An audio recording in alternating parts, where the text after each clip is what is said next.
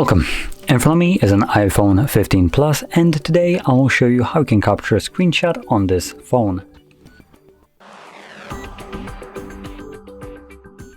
So to get started, all you need to do is open up content that you wish to capture. I'll be using the home screen as an example for this, so it's already open and visible on my screen.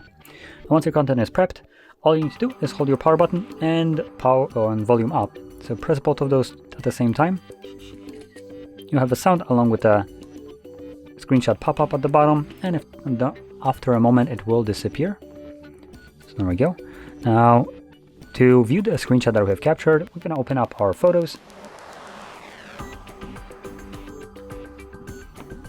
And you can see it right here. So there is our screenshot, and possibly we can also navigate to albums and it will show up under one of the albums. For some reason recent. Let's see if we have any other one. Screenshots. There we go. And you can see it in here.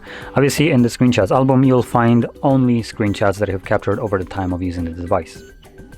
So with that being said, if you found this video helpful, don't forget to hit like, subscribe, and thanks for watching.